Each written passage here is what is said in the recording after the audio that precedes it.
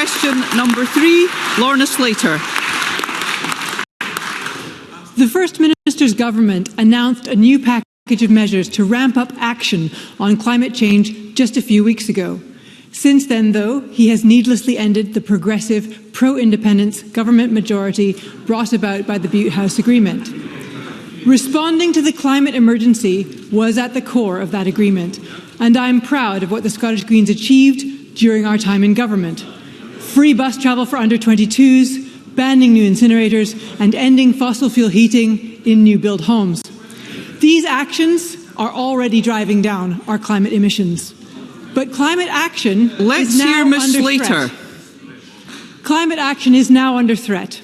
So can he confirm to me today if the Scottish Government will recommit to the package of climate action announced, or will his last act as First Minister be watering down climate action and betraying future generations?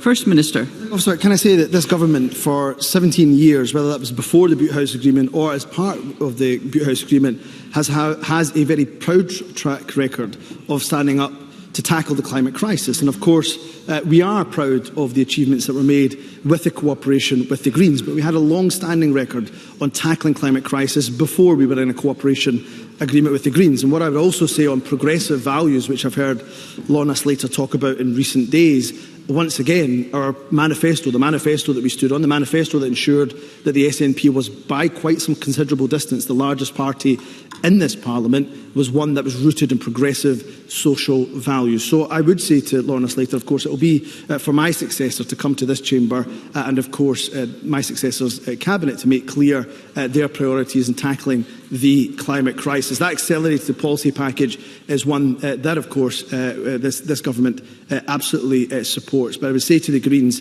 it's now time for all of us, of course, on an issue-by-issue basis, to make sure that we continue to collaborate and work closely together. And I've got no doubt that the Greens will do that with whoever my successor is. Lorna Slater. One of the policies contained in the Butte House Agreement was to conduct a climate compatibility assessment of the proposed dualling of the A96.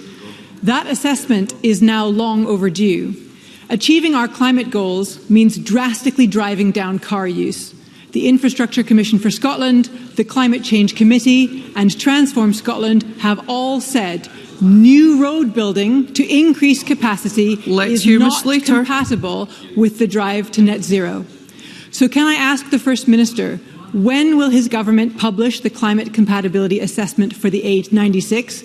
And when it inevitably says we cannot afford, for the sake of future generations, to dual that road in full, will he commit to investing the money earmarked for this project into safety improvements and better public transport for communities who live along the route? First Minister.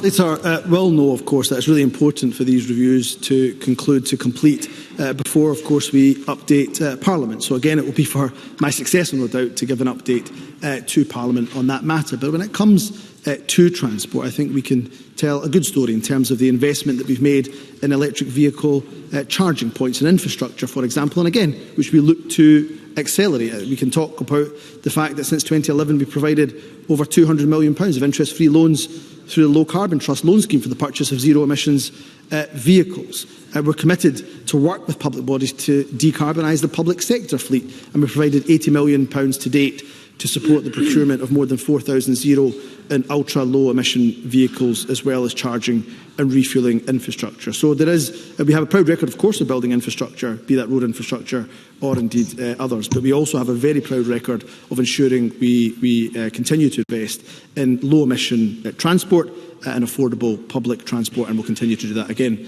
I suspect, regardless of who my successor is. Thank you. I'll just say at this point we have many questions still to be put, and more concise questions and responses will enable more members that opportunity. And at question number 4.